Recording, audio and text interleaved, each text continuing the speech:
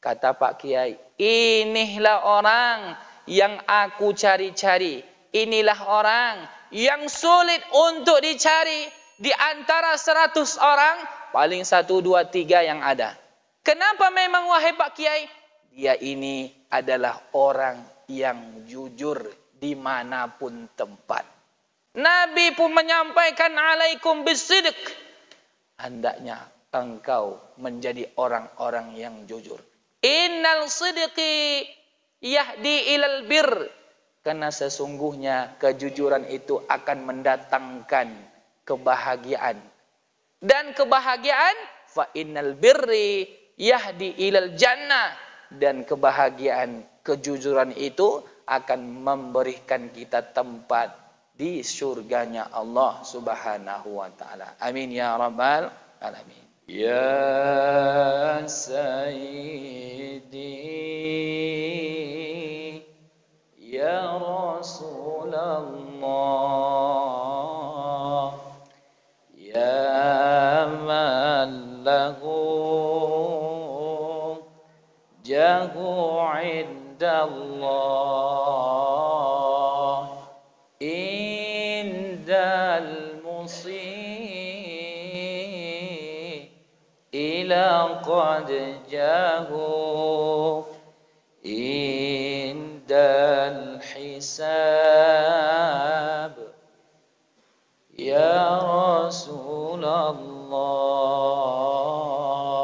subhanallah walhamdulillah wa la ilaha illallah Allahu akbar wa la hawla wa la quwwata illa billahil aliyyil azim. Assalamualaikum warahmatullahi wabarakatuh. Alhamdulillahilladzi ahyana ba'dama amatana wa ilaihin nusur. Ashhadu an la ilaha illallah wa ashhadu anna Muhammadan abduhu wa rasuluh. Faqala Allah ta'ala fil Qur'anil azim. A'udzu billahi minasy syaithanir rajim. Bismillahirrahmanirrahim. Qul in kuntum tuhibbunallaha fattabi'uni yuhibbukumullah wa yaghfir lakum dzunubakum wallahu ghafurur rahim. Qala Rasulullah sallallahu alaihi wasallam la yu'minu ahadukum hatta yakuna hawahu tab'an lima ji'tu bih. Wa qala Rasulullah sallallahu alaihi wasallam alaikum bisidq fa innal sidqi yahdi ilal bir wa innal birri yahdi ilal jannah. Sadaqallahul azim wa sadaqa rasulul karim walhamdulillahi rabbil alamin. Yang kita hormati Bapak Ketua RW, Bapak RT, kemudian para orang tua kami, alim ulama, cerdik pandai, tokoh masyarakat, Bapak Ibu orang tua, jemaah Masjid Paripurna Darul Aman yang dirahmati Allah. Pada subuh hari ini, pada hari Jumat yang dikenal dengan Sayyidul Ayyam, Raja Induk dari hari, bertemu dua kemuliaan. Sudahlah hari ini adalah hari Jumat, kemudian bertemu pula dengan bulan suci Ramadan. Maka dua kemuliaan hari bertemu pada hari ini. Maka tiada ucapan yang bisa diucapkan melainkan rasa syukur kita kepada Allah Subhanahu wa taala atas segala nikmat yang telah diberikan. Yang pada malam tadi Allah mengambil roh kita dalam keadaan tidur, bangun kita Alhamdulillahilladzi ahyana ba'dama amatana wa ilaihin nusyur. Salawat dan salam buat Nabi Muhammad sallallahu alaihi wasallam. Allahumma salli ala sayyidina Muhammad wa ala ali sayyidina Muhammad. Assalamu alayka ya Rasulullah. Assalamu alayka ya Habiballah. Bapak, Ibu, Ayah, Bunda, orang tua kami yang dirahmati Allah, pada subuh hari ini seyogyanya yang mengisi kajian adalah Al-Ustadz Ahmad Rifai Ritongah SHMH. Karena beliau berhalangan hadir, maka kami akan menggantikannya. Bapak, Ibu, orang tua kami, perjalanan waktu sampai saat ini, Bapak, Ibu, detik, menit, hari, minggu, bulan, dan tahun, ternyata subuh ini kita sudah berada pada hari yang ke-20 Ramadan 1443 Hijriah. Maka ayah bunda orang tua kami, berbagai cobaan, berbagai ujian, berbagai pendidikan, berbagai edukasi yang diberikan, yang kita alami selama bulan suci Ramadan ini. Di antara edukasi pendidikan yang mengajarkan kita Ramadan ini, Bapak Ibu, salah satunya adalah integritas kita, atau juga disebut dengan kejujuran. Ternyata Bapak Ibu, Ayah Bunda, Ramadan ini mengajarkan kita hidup berkehidupan jujur, baik jujur dalam diri sendiri, baik jujur kepada orang lain, baik jujur dalam hidup berkehidupan. Maka ayah bunda orang tua kami, kalau kita analogikan, ternyata Ramadan ini merupakan universitasnya. Jumlah pertemuannya 29 hari atau 30 hari. Kemudian mata kuliahnya namanya adalah puasa. Maka nanti selesai bulan suci Ramadan ini, yang dijadikan targetnya adalah la'allakum tattaqun. Orang yang bertakwa, orang yang beriman, orang yang jujur. Kalau kami di kampus Bapak Ibu, setelah 16 kali pertemuan, ada 2 kali ujian. Pertama UTS, yang kedua ujian akhir. Maka Bapak Ibu yang dirahmati Allah, kalau kita sudah berada pada 20 Ramadan sekarang, berarti UTS-nya lewat nih Bapak Ibu. Tinggal 10 hari lagi. Maka Bapak Ibu orang tua kami, kejujuran dalam hidup berkehidupan ini, ternyata Ramadan, puasa sangat membimbing saat mengajarkan kita di saat puasa maupun di malamnya Ramadan. Bapak Ibu orang tua kami, ada satu kisah yang berasal dari seorang pimpinan pondok. Pimpinan pondok ini Bapak Ibu, dia mempunyai 4 orang santri. Maka santri yang 4 orang ini akan naik kelas dia, akan bagus nilainya, akan diberikan naik kelas sebelum kalau dia sudah diuji oleh Pak Kiainya. Maka apa yang terjadi suatu ketika Pak Kiai memanggil para santrinya, wahai para santri-santriku, ta'al huna kulluhum, kesinilah kalian semuanya. Kata para santrinya, na'am ya Kiai, baik ya Kiai.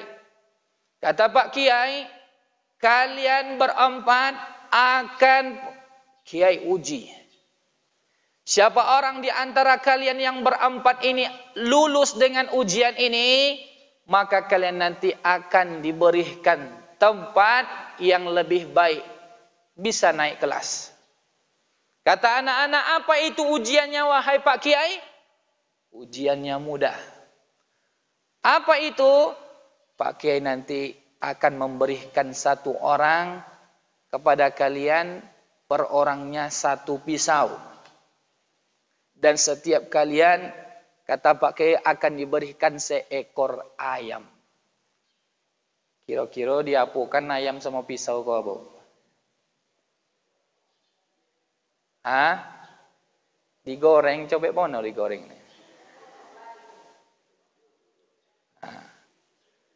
Kata Pak Kiainya, Bapak Ibu, wahai para santri-santriku, ambillah seekor ayam ini. Ambillah 1 pisau ini. Lalu apa tugas kami, wahai Pak Kiai? Kalian sembelihlah ayam ini di tempat di mana tidak ada orang, tempat tersembunyi, dan pastikan tempat itu jauh dari keramaian.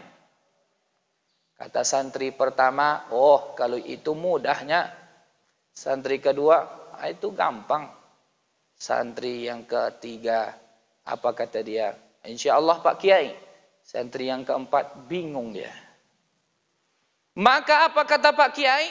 Silakanlah kalian berjalan, bawa pisau ini, bawa ayam ini. Pak Kiai kasih waktu kalian 2 jam. Sembelihlah ayam ini, setelah nanti mati bawakan kepada Pak Kiai. Dengan bismillah semua santrinya mengambil ayam, mengambil pisau. Ada di antara mereka Bapak Ibu yang dirahmati Allah, lari sekecang mungkin, dia naik di atas gunung, sampai di atas gunung, dia tengok kiri kanan belakang depan, tak ada orang, langsung bismillahirrahmanirrahim. Mati ayam tadi, Bu. Disembelihnya. Apa sebab? Dia yakin di atas bukit ini tidak ada orang nengok. Itu santri yang pertama. Santri yang kedua, dia lari sekencang mungkin, berjalan sampailah dia di sudut sungai, di mana di tepi sungai itu tak ada orang. Tengok ke depan sunyi, belakang sunyi, samping kanan sunyi, sebelah kiri pun sunyi. Apa kata santri yang kedua ini? Bismillahirrahmanirrahim. Sikit putus lagi ayam tadi lehernya. Santri yang ketiga berlari sekencang mungkin. Apa yang terjadi? Nah, santri yang ketiga ini Bapak Ibu, dia lari di dalam semak, di dalam gua, masuk ke dalam, ternyata tidak ada orang, langsung disembelih, bismillahirrahmanirrahim, mati ayam itu. Allahu Akbar. Tapi santri yang keempat ini Bapak Ibu orang tua kami, mulai dari menerima perintah dari Pak Kiai dia bingung, mengambil pisau pun bingung, membawa ayam pun kebingungan. Sehingganya kemana dia pergi merasa selalu ada yang melihat. Pergi ke gunung ada orang, pergi ke tepi sungai pun ada orang, masuk ke dalam semak-semak dalam gua pun masih merasa ada orang yang melihat. Sehingganya apa yang terjadi? Semua santri yang 3 orang tadi dah sampai dah di depan Pak Kiai. Memberikan tugas sudah selesai. Maka Pak Kiai tanya sama santri yang ketiga, mana yang satu lagi kawan kalian? Kata kawan-kawan lain, itulah Pak Kiai, kami tidak tahu di mana dia. Berjalanlah dia pelan-pelan, dengan rasa putus asa. Kemudian sebelum sampai di depan Pak Kiai, apa kata kawan-kawannya? Diketawain. Masa ayam saja tidak bisa dia sembelih. Santri pertama Pak Kiai, ini ayam sudah mati. Santri kedua, Pak Kiai, ini ayam sempat tadi agak melawan dia, tapi mati juga. Santri ketiga sempat dulu kejar-kejaran, tapi mati juga Pak Kiai. Tapi santri yang keempat apa kata dia? Bagaimana denganmu? Mohon maaf lahir batin Pak Kiai. Ayam ini, pisau ini tidak bisa ambo gunakan. Apa sebab? Karena Pak Kiai di saat aku nak menyembelih leher ayam ini, merasa ada yang melihat. Pergi di atas gunung, pergi di tepi sungai, pergi di dalam gua pun begitu. Pak Kiai pun tersenyum dan melihat mereka semua. Ternyata ya bunda orang tua kami, Pak Kiai menyampaikan, yang lulus ujian pada kali ini adalah santri yang keempat. Yang 3 orang tadi bingung. Kok bisa Pak Kiai dia yang lulus? Ayam tidak mati. Perintah Pak Kiai tidak dilaksanakan. Kata Pak Kiai, inilah orang yang aku cari-cari. Inilah orang yang sulit untuk dicari. Di antara 100 orang, paling 1, 2, 3 yang ada. Kenapa memang wahai Pak Kiai? Dia ini adalah orang yang jujur dimanapun tempat. Jujurnya bagaimana Pak Kiai? Merasa selalu Allah hadir di mana dia berada. Dalam kesendirian, di dalam masjid, di dalam musola, dalam pasar, dalam ruangan ber-AC, dalam keadaan beramai, dia tidak ada bedanya. Dia merasa selalu Allah melihat sehingganya ada rasa kejujuran dalam dadanya. Nabi pun menyampaikan alaikum bisidq. Hendaknya engkau menjadi orang-orang yang jujur. Innal sidqi yahdi ilal bir. Karena sesungguhnya kejujuran itu akan mendatangkan kebahagiaan. Dan kebahagiaan fa innal birri yahdi ilal jannah. Dan kebahagiaan, kejujuran itu akan memberikan kita tempat di surganya Allah Subhanahu wa taala. Amin ya rabbal alamin. Kira-kira Bapak Ibu yang dirahmati Allah, mencari orang-orang yang jujur itu susah apa tidak? Di antara 10 paling 1 payah mencarikan. Contohnya aja lah, keponakan kita, anak kita disuruh pergi belanja, beli garam ke kedai. Awalnya tentu garam tu 1000 ceknya, tapi sampai di rumah 2000 cek tu. Ternyata dia berbohong. Maka ya bunda orang tua kami, Ramadan mengajarkan kita untuk jujur. Baik dalam kesendirian ataupun dalam beramai. Kata Allah di dalam Al-Quran, Bismillahirrahmanirrahim. Wa huwa ma'akum aynama kuntum. Wallahu bima ta'maluna basir. Dialah Allah Subhanahu wa taala. Aynama kuntum, dimanapun dia ada. Wallahu bima ta'maluna basir. Allah itu mengetahui apa yang kita lakukan dan apa yang kita sembunyikan. Bapak Ibu orang tua kami, kalau tidaklah kita mengkotak-kotakkan dalam hidup berkehidupan ini, kadang-kadang kita dalam keadaan beramai, kita merasa iman naik. Dalam kesendirian kadang-kadang iman turun. Begitu juga dengan kejujuran. Seketika beramai, jujur itu hadir. Ketika sendirian, godaan syaitan pun luar biasa. Apa kata syaitan? Coba dikurangi sedikit. Apa kata syaitan? Ambil sedikit. Apa kata syaitan? Tak apa-apa sedikit aja. Maka dengan hadirnya Ramadan Bapak Ibu yang dirahmati Allah, kalau sudah hadir sifat itu, merasa jujur dimanapun tempat, maka Ramadan kita insya Allah akan berhasil. Tapi kalau belum, maka ini yang menjadi PR kita bersama. Ada 10 hari lagi Bapak Ibu ayah bunda orang tua kami. Baik dalam sendiri, beramai, wallahu bima ta'maluna basir. Makanya ya bunda orang tua kami, Ramadan ini salah satu tempat madrasah yang mengajarkan kita untuk hidup berkehidupan jujur. Lalu di ayat lain Allah mengatakan, ayat ini berbicara tentang salat, di dalam salat. Di dalam surah Al-Mutaghabun, alladzi yaraka hina taqumu wa taqallubaka fis sajidin.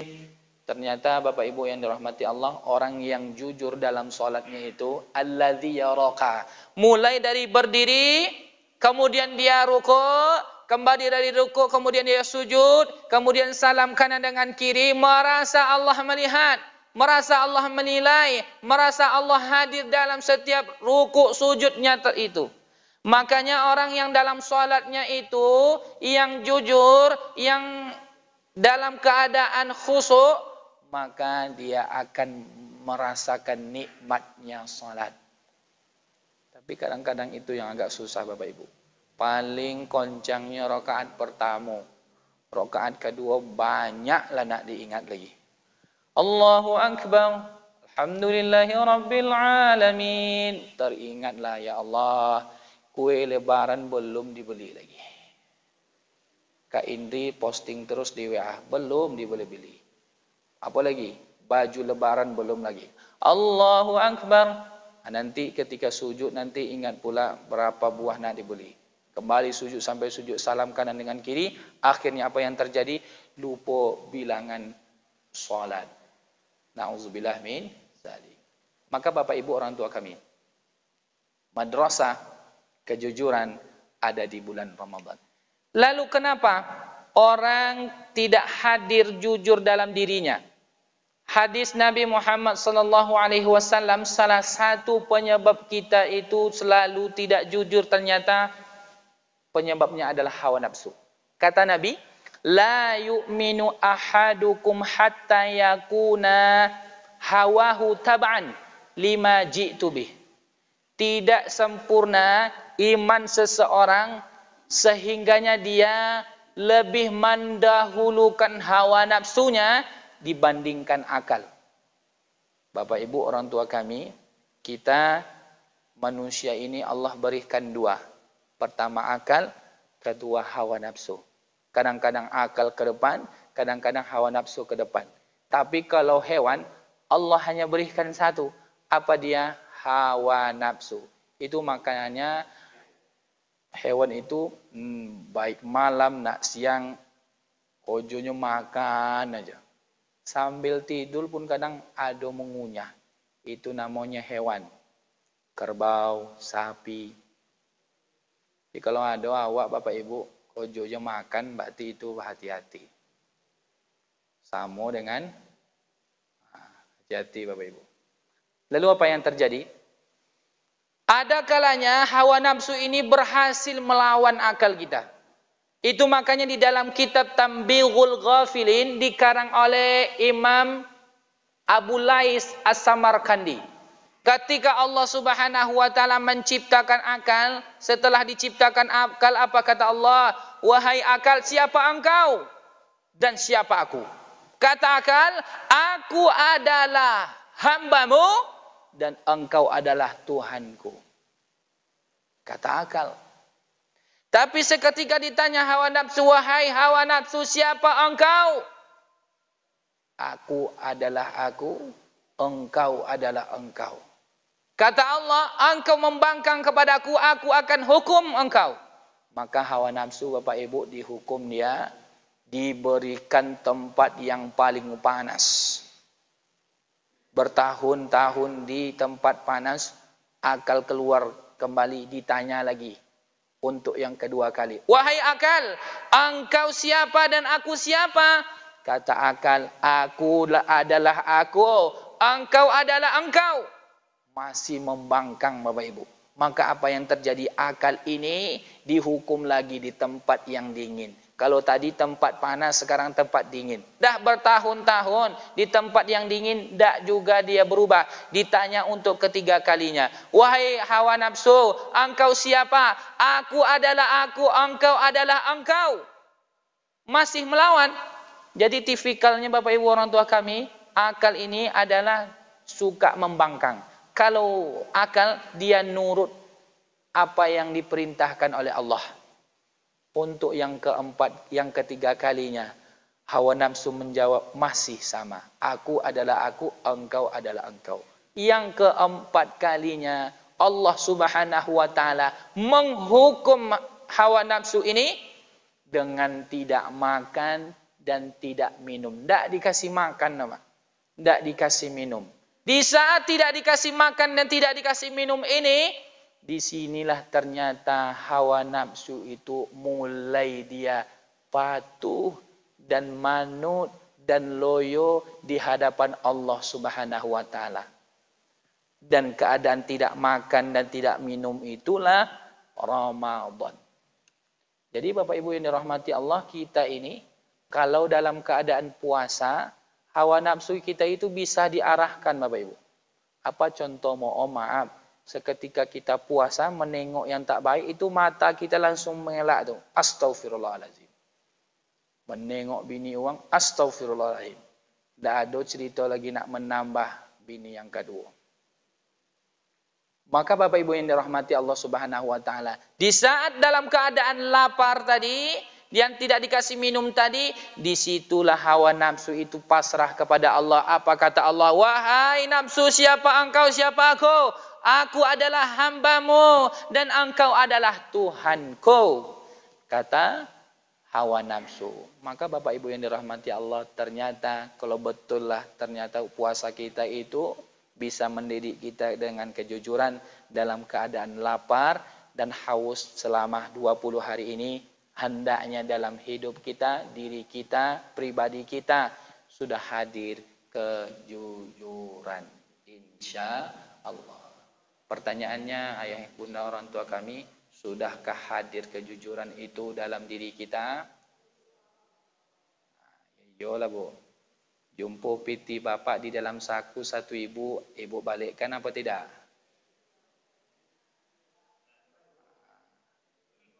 Yang golak-golak nampaknya indah. Tapi kalau ibu-ibu soleha, ambo balikkan Pak Ustaz. Diuji deh bapak besok taruhnya 1 juta di saku-saku sebelah kanan. Kira-kira balik atau tidak? Indahnya Pak.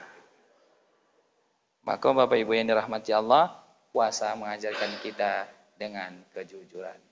Subhanakallah bihamdika, asyhadu an la ilaha illa anta, nastaghfiruka wa atubu ilaik. Mohon maaf lahir batin ayah bunda. Wassalamualaikum warahmatullahi wabarakatuh.